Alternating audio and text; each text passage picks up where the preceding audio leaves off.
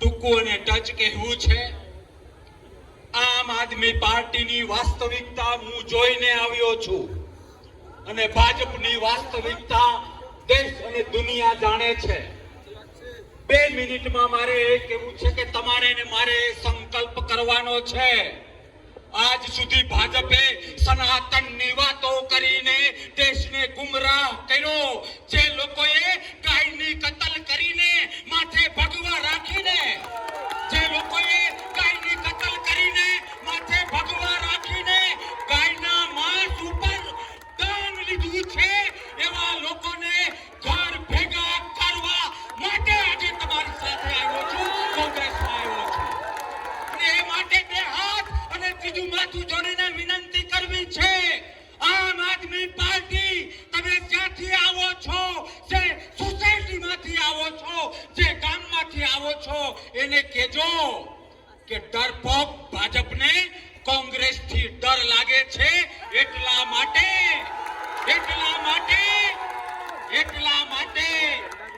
ગુઠ્ઠા ચાકાની જેમ ભાજપને કોંગ્રેસથી ડર લાગે છે, એટલે આમ આદમી પાર્ટીને હથિયાર તરીકે વાપરે છે. હું આજે પણ આમ આદમી પાર્ટીના એક કાર્યકર્તાઓને પ્રેમ કરું છું. હું આજે પણ આમ આદમી પાર્ટીના એ નેતાઓને પ્રેમ કરું છું અને મારા પ્રેમની સાથે અપીલ કરું કે મરી જવું કુરબાન, પણ ભાજપના ચમચા બનવાનું એ આપવાળા બંધ કરો. વિશેષ કઈ નથી કહેવું, કારણ કે સમયની મર્યાદા છે. મોટા ભાષણોથી કઈ નથી થતું. અધર્મના નામે ધર્મ કરવાથી કઈ નથી થતું. તમને 2 હાથ અને ત્રીજું માથું જોડીને વિનંતી કરું છું કે જાગવું પડશે, અવાજ ઉઠાવવો પડશે. એ લોકોને સમજાવવું પડશે કે સસલાને 1 લાખ વખત સિંહ કહો તો એ સિંહ ન થાય. એટલે લોકશાહીના રક્ષણ માટે, ગરીબોના રક્ષણ માટે જે લોકો ખેડૂતના આંસુ ઉપર રાજકારણ કરે છે ને, એના માટે ઘરેથી નીકળી જવું પડે. એ જ તમારો ને મારો સાચો ધર્મ છે. હા કે ના? ભવિષ્યમાં મળતા રહીશું એ લોકોની વાસ્તવિકતા. આજે મને સવારથી અત્યાર સુધી મીડિયાએ પૂછ્યું કે શા માટે તમે આમ આદમી પાર્ટી છોડીને કોંગ્રેસ જોઈન કરી રહ્યા છો, ત્યારે મેં મીડિયાને કહ્યું, તમને પણ કહું છું, ગામડે જઈને કહેજો, ઘરે જઈને કહેજો, આઝાદી એ આપણી માં છે કે હા કે ના? કોંગ્રેસ એ લોકશાહીના એક નાગરિકનું માવતર છે. આવો એ માવતરનું જતન કરીએ, એ લોકશાહીનું જતન કરીએ.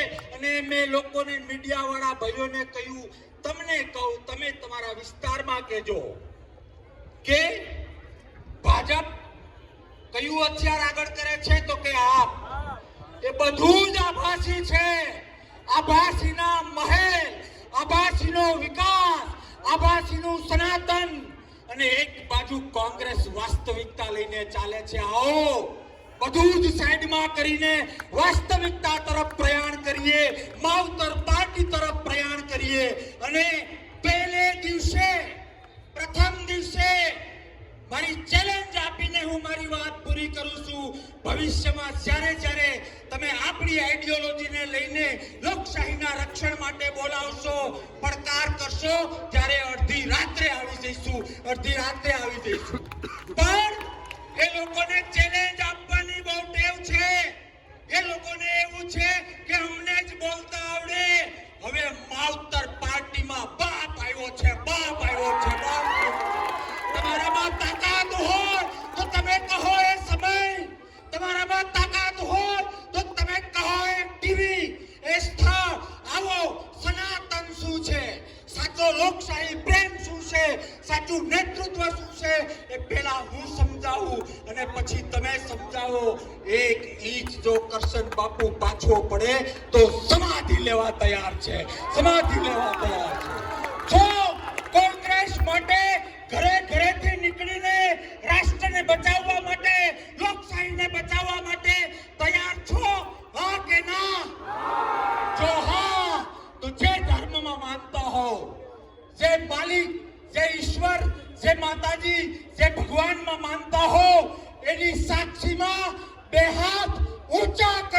મને વચન આપો, બે હાથ ઊંચા કરીને મને વચન આપો કે હા કોંગ્રેસ લાવીશું, કોંગ્રેસ લાવીશું, કોંગ્રેસ લાવીશું, લોકશાહી બચાવીશું, લોકશાહી બચાવીશું, લોકશાહી બચાવીશું. છેલ્લે મહાદેવને યાદ કરીને મારી વાત પૂરી. પર જેટલા બી આપણા આગેવાનો ઉભા તેમને વિનંતી કે તમે નીચે આવી જાઓ.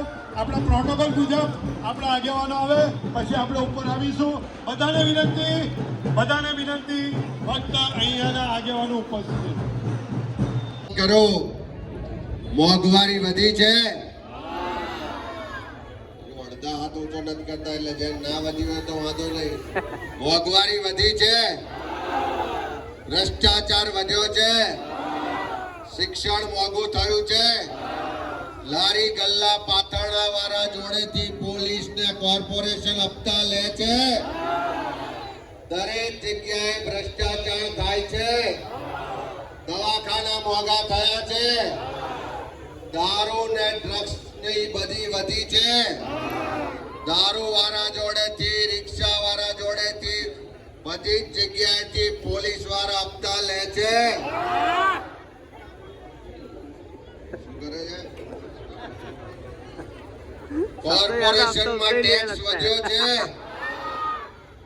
આવું પ્રશ્નો પૂછું તો હજુ 1000 પ્રશ્નોમાં હા બોલો એમ છો. અને એટલા માટે આ જન આક્રોશ યાત્રા છે. અત્યારે કોઈ ચૂંટણી પણ નથી, કોઈના મત પણ નથી લેવાના, કોઈ સરકાર પણ બદલવાની નથી. પણ આ સુરત શહેરના લોકોની જે તકલીફો છે, જે પીડા છે, જે દર્દ છે, જે ફરિયાદ છે, જે આક્રોશ છે, એને વાચા આપવા માટે શહેર કોંગ્રેસ સમિતિ દ્વારા કોર્પોરેશન સુધીની આ પદયાત્રા આપણે કરવા જઈ રહ્યા છે. કમિશનરે 5 વાગ્યાનો ટાઈમ આપ્યો છે એટલે કોઈ વધારે સમય નહીં લેતા તમને બધાને કહું છું કે આજે તો આ શરૂઆત કરી છે. સુરત શહેરના 30 વોર્ડમાં કોંગ્રેસના આગેવાનો કાર્યકરો જઈશું. દરેક વોર્ડના લોકોના પ્રશ્નો સાંભળીશું, એમની ફરિયાદો છે, એમની તકલીફો છે, સમસ્યાઓ છે, એને લઈને દરેક વોર્ડમાં પદયાત્રા કરીશું. આ સરકારનો ભ્રષ્ટાચાર, આ સરકારની પોલ ખુલ્લી પાડીશું. અને સમય આવે ત્યારે જેમ હમણાં વોટ ચોરી પકડી ગઈ છે, એ વોટ ચોરોને સમય આવે ત્યારે ઘરમાંથી બહાર કાઢીને રસ્તા પર દોડાવીશું. એ સંકલ્પ સાથે આજે આપણે સૌ આ યાત્રામાં જોડાઈએ. તમે બધા ખૂબ મોટી સંખ્યામાં આવ્યા છો, બધાનો ખૂબ ખૂબ આભાર. જય હિન્દ. બોલે જનતા રાજ, વેપારી બોલે જનતા રાજ, બોલે જનતા રાજ, ઉડના સચ બોલે જનતા રાજ, અભિમા બોલે જનતા રાજ, कांग्रेस करेगी जनता राज.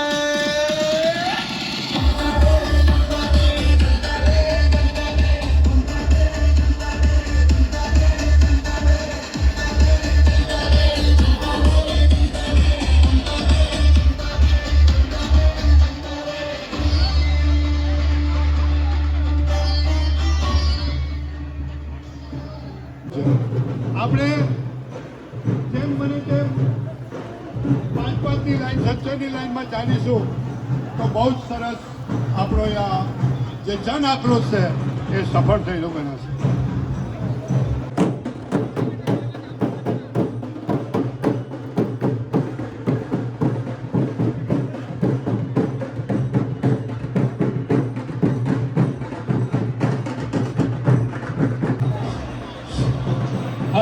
हेलो हेलो स्टेज से 10 फुट दूर हटिए तो मेहरबानी होगी आपकी.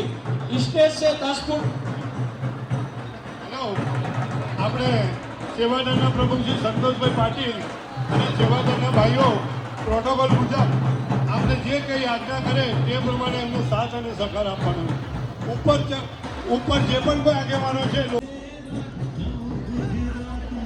તમામને વિનંતી કે નીચે આવી જાઓ ભાઈ, નીચે આવી જાઓ બધાને.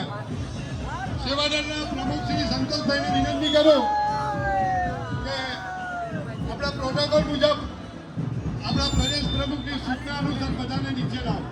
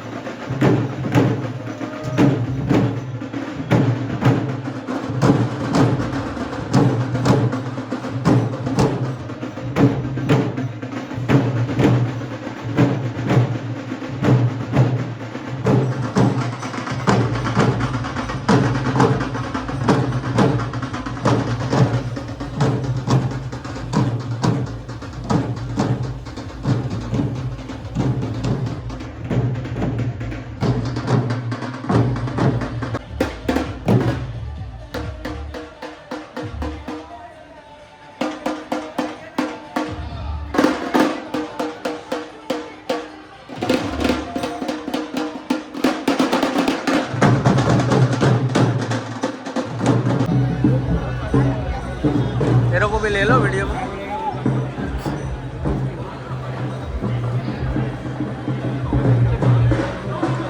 बहुत बड़ा झंडा लिया है तूने हाथ में।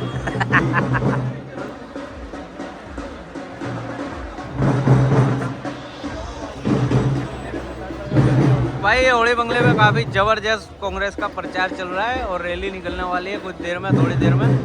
तो जिसको इसको ज्वाइन होना है आ जाओ फटाफट। सूरत शहर गुजरात में होली बंगला विस्तार, सूरत स्टेशन से 5 किलोमीटर की दूरी पे। જે મીડિયા મિત્રોએ પોતાની બાઇક લઈ લીધી છે એ બધા જ મીડિયા મિત્રોને નમ્ર વિનંતી કરીએ છીએ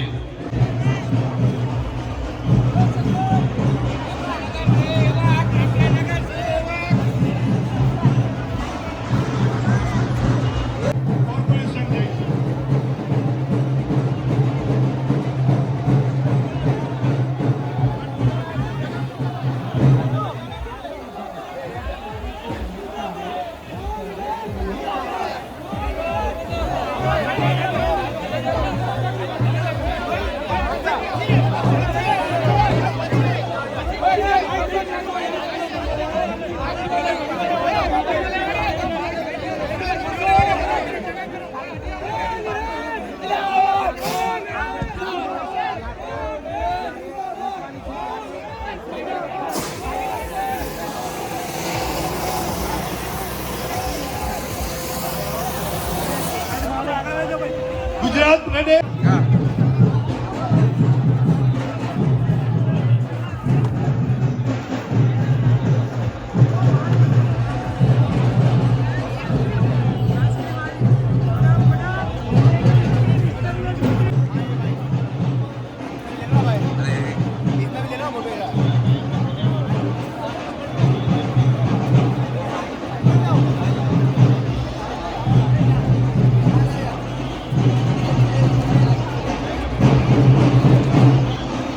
कोई ना कोई वादा करता था और ऐसा महसूस कराता था कि जादूगर की तरह एक छड़ी निकालकर तमाम समस्याओं का हल कर देगा। लेकिन इतने साल बीतने के बाद ये पता चला ये नेता नहीं, ये तो अभिनेता है। अभिनेता भी दो तरह के होते हैं, कोई तो हीरो होता है, कोई खलनायक होता है। ये नेता तो खलनायक निकला, ये पिछले सालों में हमने देख लिया। मैं आपसे ये अनुरोध करता हूं, अभी तो ये शुरुआत है। यहां पर जन आक्रोश यात्रा लेकर जो हम चलेंगे ये महज शुरुआत है। आने वाले दिनों में इस तरह का माहौल बना देना होगा कि भारतीय जनता पार्टी का कोई भी नुमाइंदा, कोई भी नेता किसी भी गली कूचे में, किसी गांव में या बस्ती में पहुंचता है तो वहां के अवाम वहां पर खड़े होकर उनसे सवाल पूछे। इस तरह का माहौल आने वाले दिनों में बना देना होगा। जो हमसे झूठ कहते हैं, फरेब करते हैं, उनको सत्ता से हटाकर बाहर उतारना होगा। ये कसम खाकर ये जन आक्रोश यात्रा को लेकर हमें आगे बढ़ना होगा। गरीब के तरफ पूरी तरह से नजरअंदाज किया गया, बेरोजगार परेशान है।